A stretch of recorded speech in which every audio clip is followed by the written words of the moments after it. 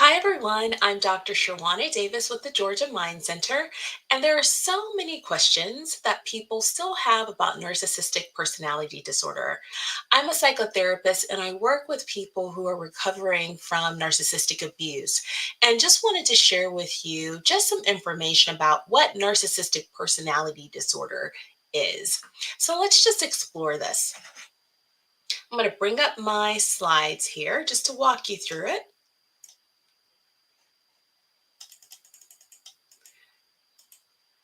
Before I get started, just wanted to make sure that you knew that this presentation is just for educational purposes only. It's not intended to be used as legal, medical, or psychological advice. And though I strive to provide accurate general information, the information presented here is not a substitute for professional advice, and you should not rely solely on this information. Please consult with a licensed professional before making any psychiatric, psychological, professional, legal, instructional, financial, or tax related decisions. So, what is narcissistic personality disorder? What are the symptoms? Here are a list of symptoms that are currently listed as some of the most prevalent symptoms that you can find with someone with narcissistic personality disorder. And in order to qualify for the diagnosis, people have to have at least 5 of these. So here they are. There's generally a grandiose sense of self importance.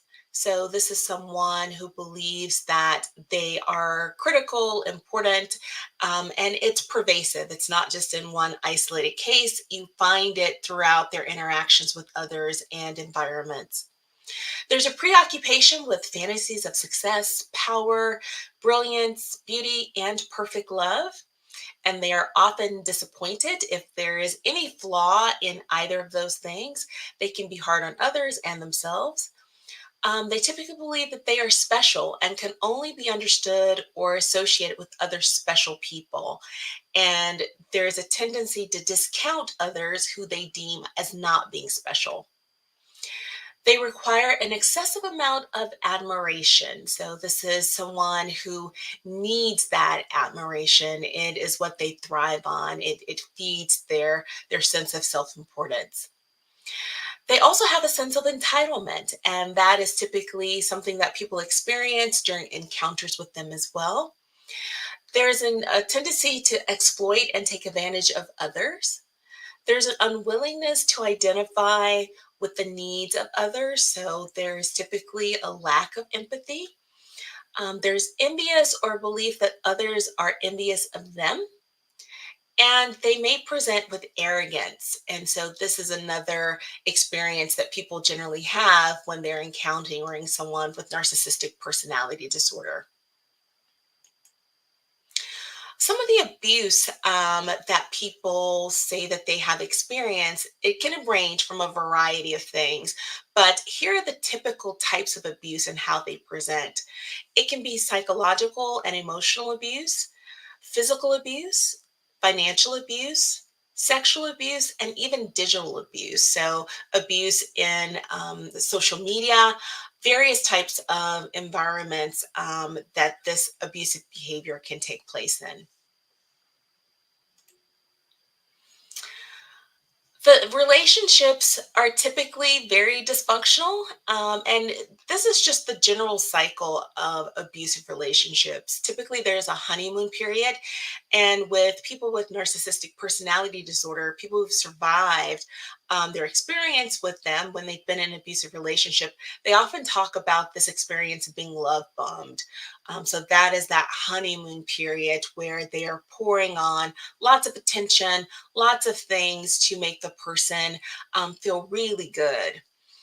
Then there's that tension building phase. Then there is typically an explosion. Oftentimes, people report that they are verbally abused or gaslighted, is how it comes up often as well. Then there's that re entry into that period of calm. And then the cycle continues over and over again. The question that often is posed is, why do people stay in these abuse relationships? And that is because it is a cycle, And this is the cycle, right? It's not all bad. There is a period of calm. There is that love bombing, the honeymoon period where things are feeling really good at that point, and the person who has experienced that abuse becomes hopeful, only to re-enter that cycle all over again. Here are just some strategies to recover from those types of relationships. And it starts with prioritizing your well being and safety. That's critical. Setting boundaries that are focused on protection. That's psychological protection, emotional protection, physical protection. Reaching out to trusted friends, seeking professional help, so psychotherapists, psychiatrists, those that can provide you with support and help you figure things out. And of course, there are support groups. Oftentimes, people who have been the victim of narcissistic abuse will report that no one understands what they've experienced. And so it's very important after a period of being gaslighted and all of the things that happen in those relationships that they are able to interact with others and find some commonality so that they know that they are not alone. So that can be very beneficial to engage in support groups with others who may have gone through that same experience. And then finally, it is a focus on self esteem recovery. Anytime that someone is in this type of abusive relationship, their self esteem plummets. A lot of times people feel as though they don't have any more self-esteem, that they have nothing left of who they once were. And so it's really important as you're working with your mental health professional that you're focusing on challenging those negative beliefs and self-talk, that you're trying to celebrate small achievements and focusing in on your personal growth. I hope you found this information helpful. If you have any questions or any topics related to this that you'd like for me to cover in the future, I look forward to hearing from you. You can just place that in the chat area and we'll take a look at that in the future. Thanks so much for joining. And remember, you deserve peace of mind.